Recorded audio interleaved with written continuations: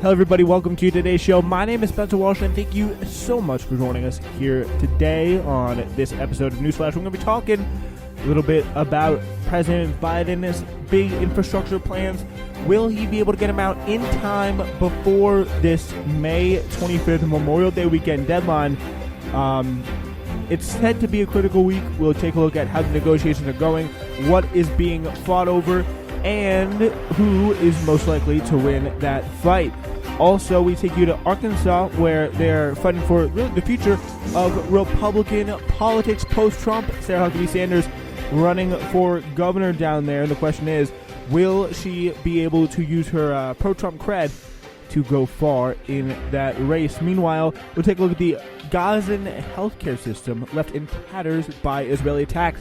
Exclusive reporting from The Intercept we're going to bring to you on today's episode. All right, let's get into it here on episode 521 of Newsflash. It's a pleasure to have you with us. All right, let's just get right into it. We had a kind of a slower week last night. Week only 2 Newsflash episodes, but we will be bringing you Hidden History this week and On Culture this week. Full schedule will be back in force. So tune in, rate, review, subscribe, get ready, because more episodes are coming to you. We're going to have a lot of content this week, so it's very exciting.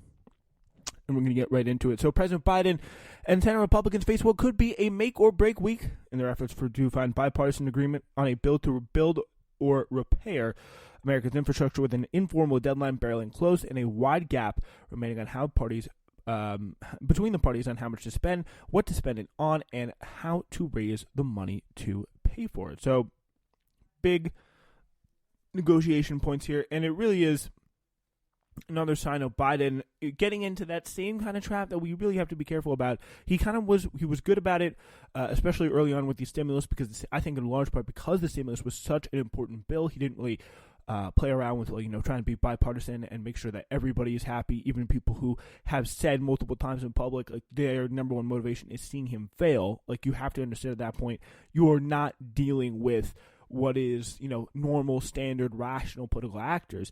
You're dealing with people who want to see, who want to see you fail, who want to see your policy goals fail, and they're not really interested in coming to too much of an agreement.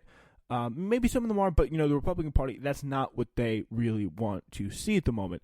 Both sides have talked of Memorial Day as a point at which they will make it known if any agreement is possible or if negotiations will break down.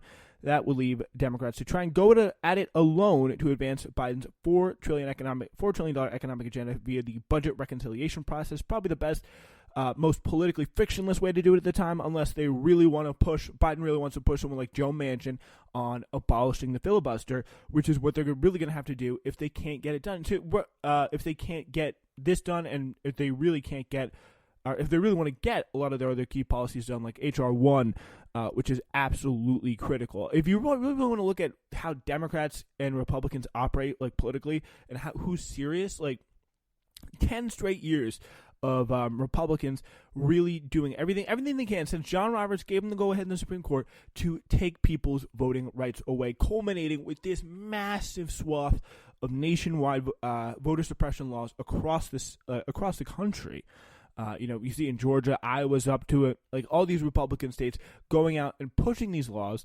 And really what's happening is the Democrats who are in control of things nationally are struggling to get H.R. 1 passed. This one great it's not really an equalizer, but it's a step in the right direction, a huge step in the right direction, in making our kind of a long list of things that progressives have really been advocating for a while, to bring our democracy kind of back up to competitive playing field.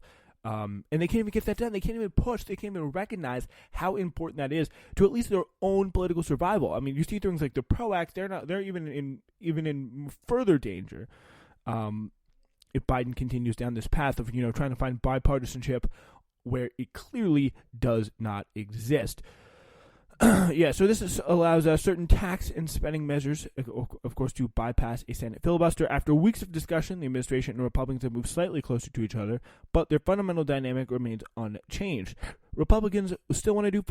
Democrats want to do far more than Republicans do on a much wider range of initiatives. Of course, the big thing you heard when this infrastructure bill came out is, oh, it's not even infrastructure. This is ridiculous. Like, they're trying to make everything infrastructure now. Like, this is awful. And Pete Buttigieg was facing a little bit of that from the CNBC host, Joe Kernan. One of my least favorite. Pete, he does a pretty good job. He is kind of in a position where he can defend these positions that are not really radical. They're coming from Joe Biden. They're coming from the Biden White House, but they're not really quite where we need to be. It's good investments on things like climate. Really taking some good steps, but could be a lot better. Just to put that bill in its proper context. Then you have Pete, who's when he gets his talking points right, he can come off, I think it does here, as a pretty capable messenger, and it really pains me to say this because I think Pete can really a lot of times be quite a careerist guy who's just going to say anything that he possibly can to get where he wants to go in various points of his career, and that includes saying things like, oh, I like Medicare for all, and then a few months later being like, free college is a giveaway to the rich. All this stuff he was going on about throughout the primaries. But the point is there, he's called out by this really, arrogant. The tone of the CNBC anchors, especially someone like Joe Kernan here, just complete arrogance, complete confidence. Kind of reminds me of what Morning Joe is a little bit. Like, they have just such complete confidence in how right they are. They're like, Pete, have you heard this expression? It's like a dad almost like talking to their son, trying to impart some wisdom, me, Joe Kernan, on you, the Secretary of Transportation, Pete Buttigieg, because you really need it from me. Here's a clip. Gotcha. You ever hear the expression, all politics are local, Mr. Secretary? So you're the Transportation Secretary now. So we're proposing a usage for the term infrastructure that Republicans would say includes every wish list from the Democratic Party going back 50 years. As a transportation secretary, do you now, and be honest with me, do you now just wish that we'd look directly at what your domain is? Roads, bridges, airports, throw in, some internet and Wi-Fi. Let's do $700-800 billion. Do it with Republicans. Get it done. Give me my infrastructure, transportation, and do not try to do everything at once. Tell me that you believe that, but I know you won't. I mean, look, as the org chart goes, I'm the roads and bridges guy, right? The transportation part is the piece that I work on. But when I think about why roads and bridges matter, the fundamental reason they matter is they make it possible for Americans to live lives of their choosing, right? Whether there's a good road to get you where you're going is going to help determine whether you can go to school, whether you can go to work, whether you can see your family. And I think the same thing is also true of the other forms, the broader forms of infrastructure we're talking about. They're all part of the foundation that make it possible for us to live well. Now, I don't want to get bogged down in a semantic or philosophical argument over what to call something if it's a good policy, right? I mean, you're describing these as democratic items, but these are things the American people want. No, Mr. Secretary, I think he's bloviating there a little bit, Joe Kernan is, but you can hear him say, the truth is, this is what the American people want. Talking about, first of all, things like roads and bridges, which I think can and really should be linked to producing, green energy sources, and how we produce the energy I think that's also that our energy infrastructure, our human infrastructure, all these things that, this is kind of what the Biden campaign is calling it. He wants to spend more money for home health care for older and disabled Americans. That's a big program he wants to do. And again, that is something Republicans are now saying. It was a month ago, the Marshall Blackburn senator tweeted, Biden wants to spend $400 million in elder care for his sinister, scary, big Marxist, Leninist, Stalinist infrastructure bill. Like, that's what he wants to do. He wants to spend money on home health care. What a demon, it's really kind of insane. And the fact that Biden is finally making that leap, that activists and people in the Democratic Party base have pushed for so hard, is that, you can build a bridge, you can build a road, but if you're going to do it, you should do it in a way that promotes green jobs, and the way you do that, goes back to energy sources, how you're getting the energy, how you're getting the supplies to build these various things. If you do it in a, environmentally friendly way, if you do it in a way that is, fair with labor practices, those are key principles of the Green New Deal. And Republicans are kind of saying that's not infrastructure. You got to do it. You got to just throw more money to construction companies that aren't really at the standard that we really need to be environmentally. Republicans are pushing Biden to trim his ambitions. We Republicans tend to find infrastructure in terms of roads, bridges, seaports, and airports, and broadband, Senator Susan Collins, a Republican of Maine, told ABC's This Week. Democratic definition seems to include social programs that have never been considered a part of infrastructure. Again, what I think is a really good and interesting strategy here for Joe Biden is, can he be the person, and will he make that political messaging choice to be like, yeah, you know what, I don't think that you want to make the argument that we shouldn't be having more healthcare spending for older Americans, more home healthcare spending for older Americans, other programs like that in the middle or coming out of a pandemic. Like, that is not the case that you want to make politically. And I think if they push them and if the Democrats push the Republicans saying this is the case that you actually are trying to put out here, it could be very effective. You might as well just tell me, you need those roads to drive to free college and free child care, and therefore I want to build them so that, come on. Well, no, I think all this fits together because, look, you can either organize your thinking around the org chart of the federal government, or you can organize it around what the lives of human beings in this country are actually like. Then you can make that jump to everything under the sun is infrastructure, and we should spend $100 trillion and give everything to everyone, because that's what their life is. You can't do. We don't have the money. We don't have the wherewithal. We do have the money, though. That's the thing. Like, we abundantly do have the money because the bill is paid for, right? Yeah, that's the incredible thing about this. This bill is explicitly and really, meticulously paid out for every single part of it, and that's a great thing about having kind of a neoliberal president like Biden. There, he tries to be ambitious as the activist can get him to be, but he also has a lot of these mechanisms in there to say, oh, we raise the estate tax by this to this percent, which someone like Joe Kerner would be like is a gruesome attack on his every waking minute. To raise the estate, like, or is it the I think it's the corporation tax if you percentage points up, it was like 25 to 28, even though it was 33 or something like that under Obama. And then you're raising the estate tax a little bit. All these, like, again, are personal assaults on the people of CNBC, Fox Business, all the kind of conventional wisdom, financial mainstream media outlets. But yeah, that is definitely clear, and that's something that really needs to be there. Made clear it's Biden's responsibility to come out and do this and actually make a convincing political PR push, like he actually gives a damn wants this bill to pass, that yes, this bill is paid for, and it's not just some wish list that it's going to be easy for Republicans to attack. But when there's clear plans out there in the bill to pay for it, I think that is something that should be heavily emphasized. All right, we're going to move on to talking a little bit about Arkansas politics in the fight for the future of the Republican Party in just a minute. Hello, everybody. You want to keep it locked to the Spencer Walsh Radio Network. We have a lot of fun stuff coming your way on the programs. News flashes, of course, new every Monday, Wednesday, and Friday. Our flagship show continuing to bring you the news you need in this new political era. Uncultured is now live mixes, getting back into it, and of course that'll be every Saturday. And Hidden History is out every Thursday wherever you get your podcast. This is the Spencer Walsh Radio Network's new spring lineup. You can listen wherever you get your podcast, and please be sure to rate us, review us, send us some comments. Spreaker.com/TSWS is the way to do it, or wherever you listen. However you listen, thank you so much for listening. This is Spencer Walsh Radio Network. All right, we are now moving into Arkansas politics.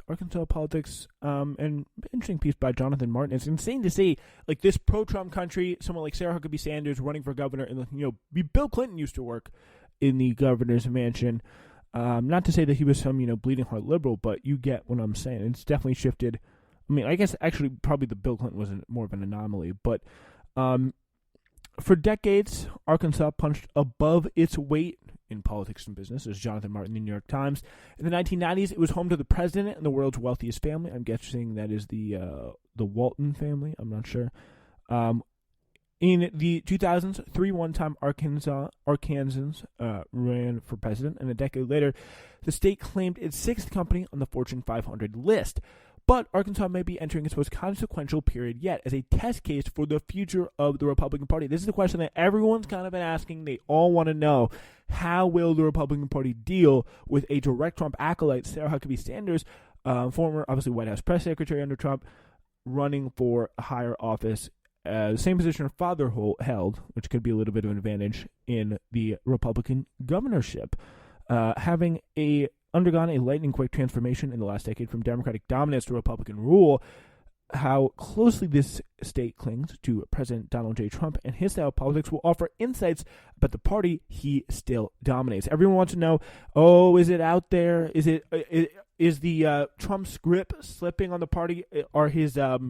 Is his claim to absolute GOP dominance weakening at the moment? Are people willing to move the party in a bit of a different direction, maybe more policy-oriented? Are we going to be talking about, woke capitalism now? Or are we going to be talking about going back to the, Romney, Cheney days of big business, supporting everything? Obviously those, neither of those are good, but those are 2 different paths, 2 different factions that seem to be vying for control. But I think, again, one of the key things here is coming into this, we'll get into more of the race and the dynamics in a second, but the key thing that makes Trump, the Republican Party, Trump's party, is because Trump, he just has that X factor. He has that, the way I would call it, the word I would use is that swag. He has just the ability to cruise through every single established norm, bulldoze through it, and do it in a way that pisses the right people off for his base, and really gets them going like nobody else does. That is, I think, so effective, and a big reason why Trump has been able to find so much support, and there's just so many poor, pale imitators. No one can do it. No one can provoke the right people quite like him. No one has just that level of brain damage to do something in the same way. They're either, too stupid or too incredibly lame to pull off the same act in the Republican Party. So, interestingly enough, we do have the full spectrum here of today's GOP. There are Trump devotees fully behind his false claims of a stolen election and his brand of grievance-oriented politics. That faction is now led by the former White House press secretary, Sarah Huckabee Sanders, the daughter of Mike Huckabee, the state's one-time governor. More ideological and less Trump-centric conservatives include Senator Tom Cotton. He definitely is one of those, woke capital people. He kind of represents, the pale, impersonation of what I guess you could kind of call right-wing populism, if that even is a thing. It's really kind of it's tough to say, but it is. To be clear, Tom Cotton not running for governor, but many people think about him for 2024. There are some kind of pre-Trump Republicans as well, like Governor Asa Hutchinson. I don't know. Hoping the moment will pass and they can kind of return the party to its Reaganite roots. Finally, some Republicans are so appalled by Trumpism they have left or are considering to leave the party. Perhaps most significant, each of these factions are bunched together in a state powered by a handful of corporations that are increasingly uneasy with culture war politics that defined Trump republicanism. In a meeting of Walmart's Arkansas-based executives last month, a number of officials cited state managers limiting transgender rights to express concern about how such bills can hamper their ability to recruit a diverse workforce, according to a business leader familiar with the discussion. So not a big fan of those rules, trying to push the country in what someone like Tom Cotton, who's probably, I know, has been running at critiquing Walmart probably in his home state of Arkansas for a bit now, because his whole thing is, the corporations are turning woke. That's the biggest problem, is they like trans people too. Who cares what they pay their workers or how much time off they give them or how much they let them live with dignity or give them the right to form a union. But if they start accepting trans people, that's when capitalism has gone too far. That's kind of what Tom Cotton is all about there. But Walmart such a big role in that state, obviously. And Hutchinson, though, speaking sympathetically, they got to recruit people to the state, and that makes them harder. That makes it harder for them, says Hutchinson. Oh, thinking of Walmart first, like a good Arkansas Republican, and there's many people in the base of the party that just don't care. He said they'd rather fight the cultural war and pay the price in terms of growth. It's really interesting. It's our transgenderism or economic growth for the sake of economic growth is hating transgender people. And transgenderism, I guess you could call it, is the kind of dividing line. Like, what do you hate? What do you hate more? Or which do you want more? Transgender people to be kind of discriminated against, or like laws made up against them, or do you want to, supercharge all growth and pretty much do whatever Walmart wants? So yeah, in the next year and a half, Sanders is going to road test Trumpism in state politics as she runs for governor in a state the former president carried by 27 points last year. She'll initially face a longtime friend and former aide to her father's, the state's attorney general, Leslie Rutledge, who unsuccessfully pleaded with Trump not to endorse Mrs. Sanders. Then, if Sanders prevails, she may prompt a long-shot challenge in the general election from a Republican turned independent who left the party in disgust with Trump and just happens to be the current governor, Hutchinson's nephew. At the same time, Cotton and Hutchinson will be circling one another, perhaps in Iowa as often as in Arkansas, as they both eye 2024 presidential bids with very different bets about the future of the party. But there's kind of been limited polling over this. Huckabee Sanders, obviously, with that Trump endorsement, seems to be getting a lot of traction at the moment. But it's very, very interesting. There's going to be a lot of complicated relationships. There's State Senator Jonathan Dismang, an influential lawmaker with maximum delicacy. For many veterans of Arkansas politics, the intra-Republican competition is a full-circle moment, reflecting the state's rapid shift from an overwhelmingly Democratic state to an overwhelmingly Republican one. This period is also eerily familiar to an earlier era when it was Democrats like then-Governor Bill Clinton and former Senators Dale Bumpers and David Pryor who were vying for supremacy.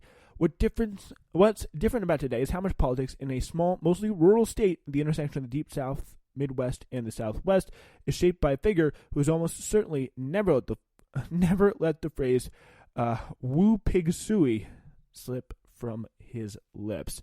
Arkansas, and that's of course President Donald Trump. Arkansas Republicanism is defined by President Trump right now, says Trent Gardner, a South Arkansas state lawmaker who defeated one of the remaining rural white Democrats when Trump was first elected.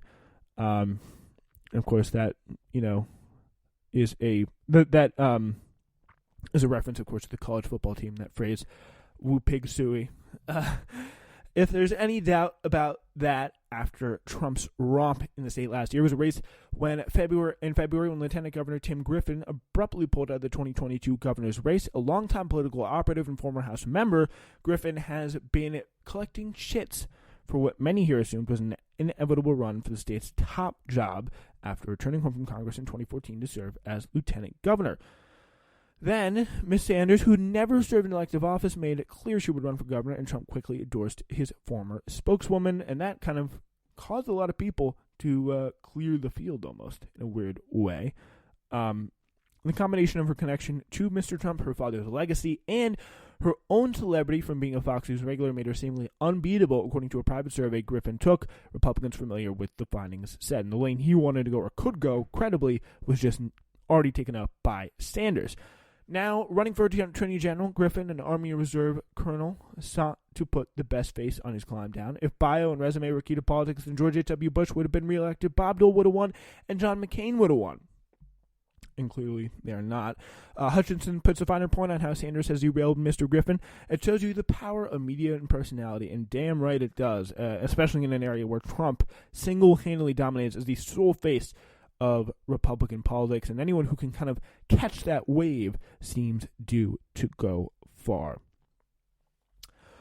All right, let's move to our last story on the day over in Gaza City, where we have reporting from The Intercept about from Shukayela and Anna Therese Day. This is from a doctor, Dr. Khaled Harazin. He described the scene at Al-Shifa Hospital in occupied Gaza Strip as catastrophic. He says, we're already working with extreme limitations, and now we face dozens of victims at a time. He told The Intercept, we try our best to triage the cases, but there are so many wounded. The end result is a lot of deaths and an unbearable load on the medical staff. Harazin added, we are shattered. Imagine seeing people dying in your arms on the regular, is what some of the people some of the Gazan doctors have been dealing with when they're not, again, having their homes targeted.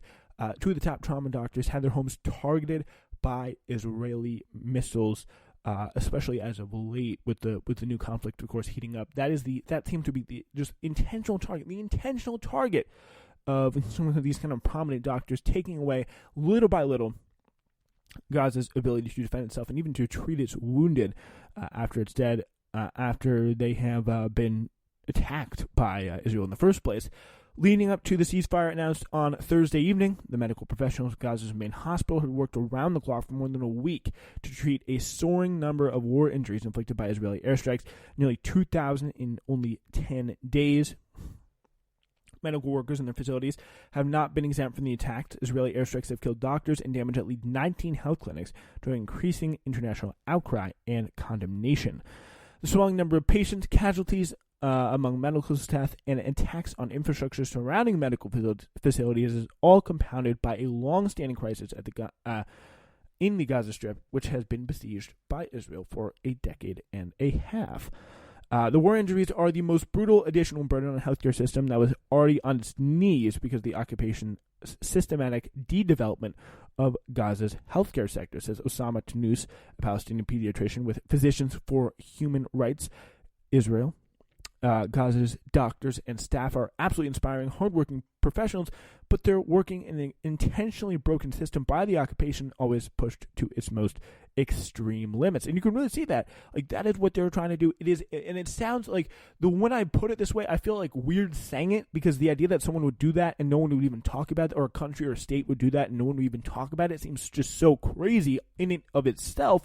But you really almost, you got to read it. You got to read it again, and you got to remind yourself that it's true. It's happening. Like, people could do this, and something needs to be done about what is going on here. It is really, really rough to see. And play you a little clip. House the offices of many media outlets, including the Associated Press and Al Jazeera. Israel's also facing increasing criticism for targeting doctors and health clinics.